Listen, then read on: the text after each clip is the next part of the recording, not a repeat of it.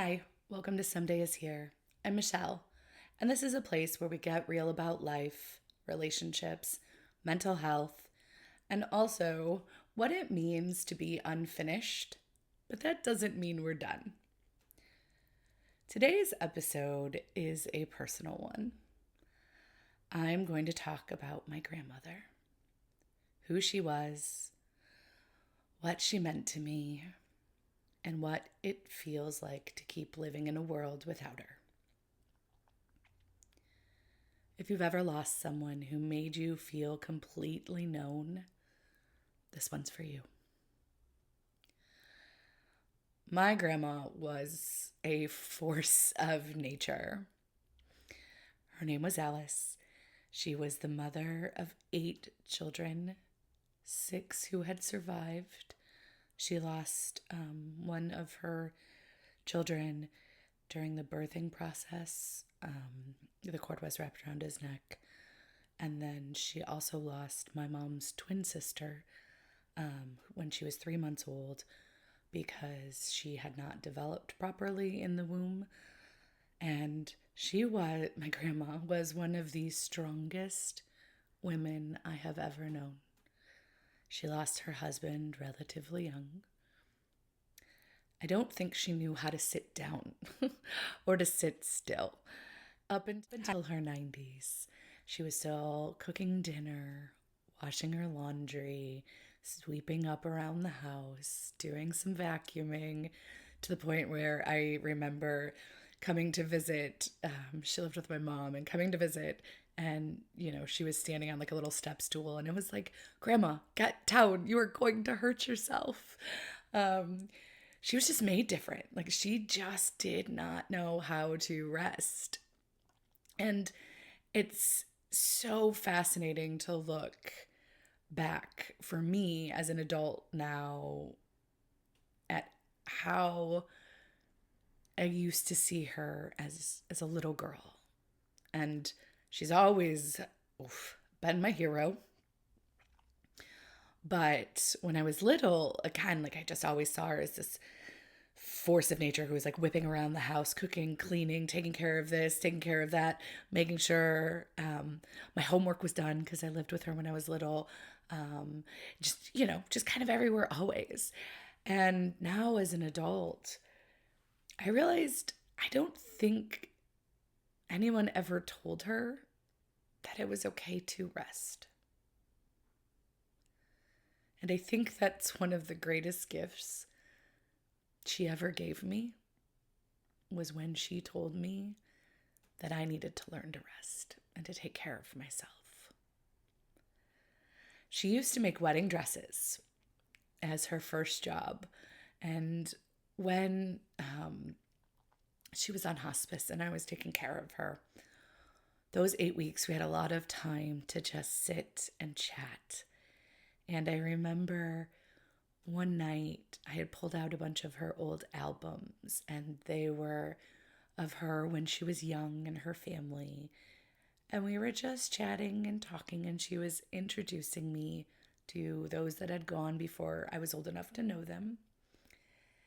And she started talking about how fun it was to work in this, she was in downtown Cleveland, in this big boutique wedding designer in like a big store, and how she got to ride the cable cars to go to work. And it was like this little bit of independence of something that was just hers. And she was so proud of that. And I remember so many times growing up, I went to Catholic school, and she'd be sitting at her kitchen table and she'd be sewing my school uniform hems. And I'd just sit there and I'd watch her. Or she'd be hemming one of my uncles, one of their pants. Or, patching something. I mean, she was just, I felt like she knew how to do everything except drive. That's something she never learned how to do. And it was one of her regrets that she actually never drove, because I think she always felt bad having to rely on everybody else to get her everywhere. But another thing that she taught me was how important it was to be able to take care of myself. And even though I got married young and, Sean and I had a good relationship, being that my grandma was born in the 20s, married in the early 40s, times were very different. And like my grandma didn't know how to balance a checkbook or really a budget or anything like that because my grandfather handled all that. And she had to learn that the hard way when my grandpa passed away. And so I think that's why she was so insistent that I learned how to do all the things that she never knew how to do so that I could be independent if I ever needed to be. Like I said, she was a force of nature. My day-to-day relationship with like my gram. So I was born essentially like in my grandma's house, like not literally, I was born at the hospital, but from the moment I was born, I lived with my grandma and my mom and a bunch of uncles. We had multi-generation living for sure, and it was crazy and crowded and loud. We had this tiny little bungalow. It was 2 stories, 4 bedrooms, but it wasn't very large. And I think at one point there might have been like 8 of us living there. But I wouldn't trade a moment of it for anything in the world. And so Graham and I, from the day I was born, were 2 peas in a pod. She was really my person. And so we lived with her till I was about 15. And then my mom married my stepdad, who truly became my dad. And I also lost him when I was like 23. And I talk about a lot more of this in the book. But so we moved out then. And that was the first time I had lived without my grandma. And so I still went to see her once or twice a week because she didn't drive. So I'd go pick her up and take her places and get her lottery or take her to the grocery store, take her to the bank, those kind of things. And then when I was, I want to say 19, and I was still living with my mom and dad, and Sean was living with us because we had our oldest, my grandma then moved in with us as well. And so we were all back under the same roof. So there was really only like 3.5 years or so where I didn't live with her. And Sean and I stayed there for another year. And then we moved out on our own because, we just had to do it by ourselves. The strong, brave 19-year-olds we were. We had to prove we could do it. And so we did. But Sean was still working a lot of hours and he was going to school full time. And I often found myself pretty much every day driving over to my mom's house and sitting with my grandma and having coffee. Every day, pretty much, without fail, for about 12, 13 years. I took her to get her lottery. We'd go to the grocery store.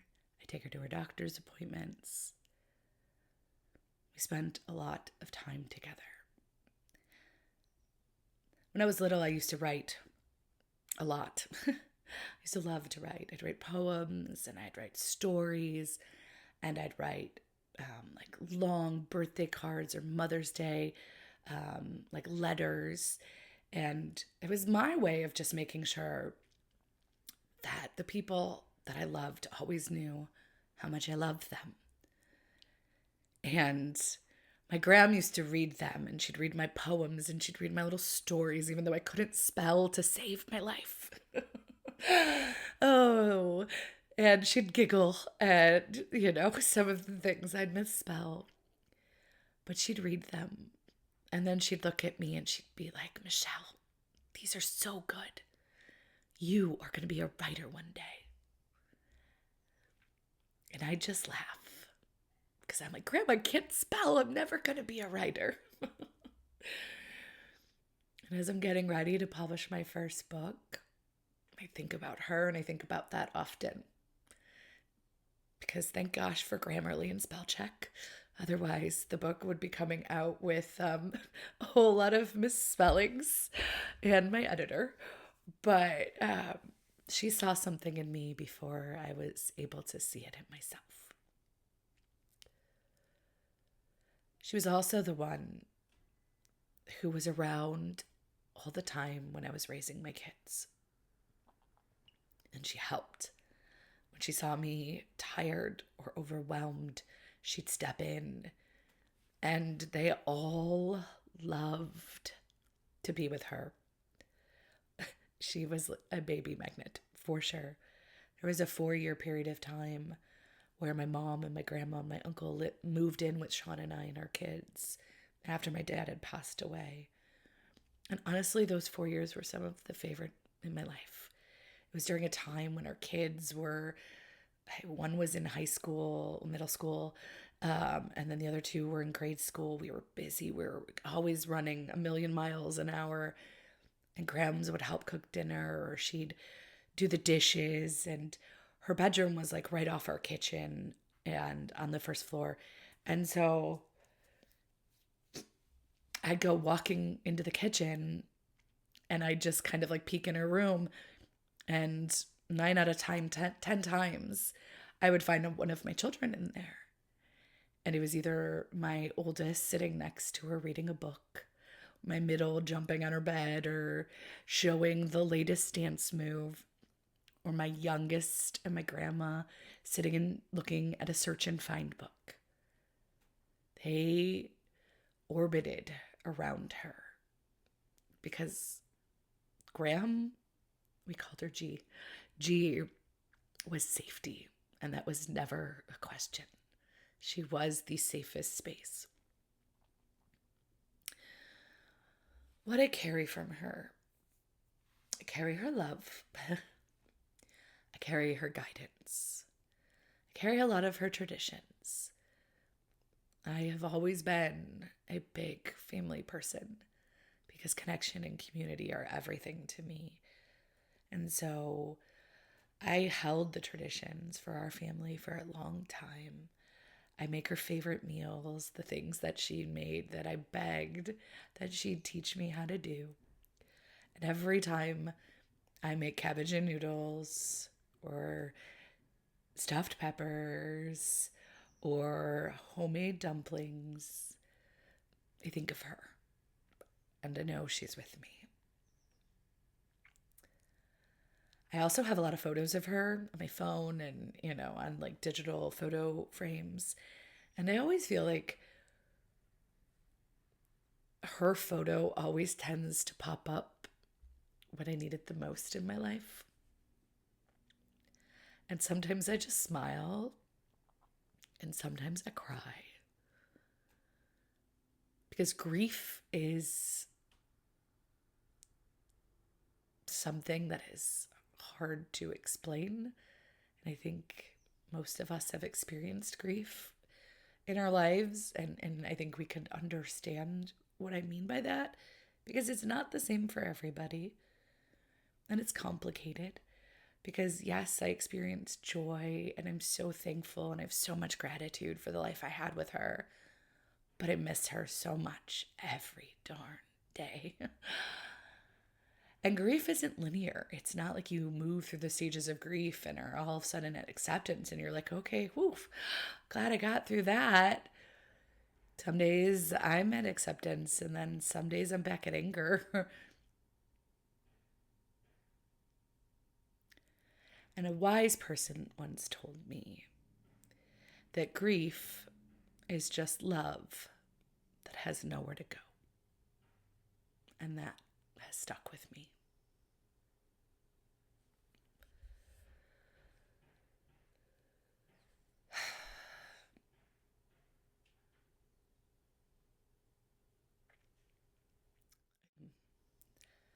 I think the moment that her absence hit me the hardest,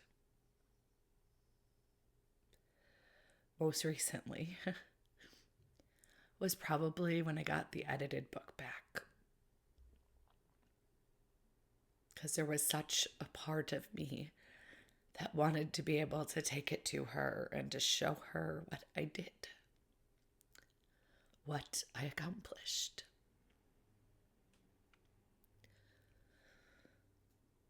But I know she's there because she's within all the pages of that book.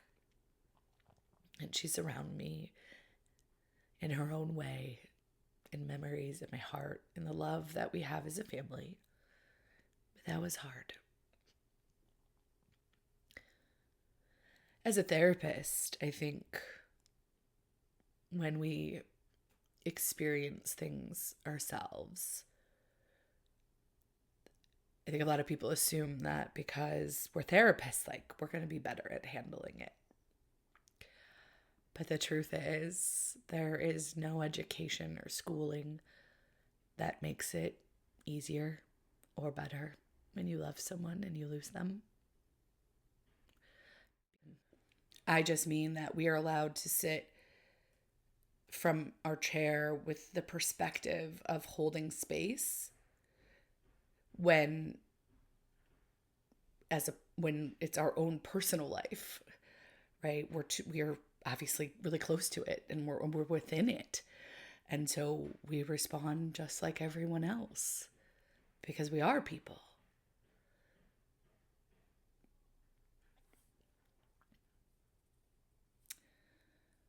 So I'm wondering, as I was talking about my grandma, maybe who you thought about. Who's made a difference in your life? Who was your person? Who was your hero? If they're still around today, please make sure you let them know. And if they're not, I'm sending you lots of hugs today. Wherever you are today, whatever season you're in, I hope this reminds you that you don't have to have it all figured out. Maybe you're just unfinished, and unfinished is not the same as done. Until next time, take care of yourself and each other. I will see you in the next episode.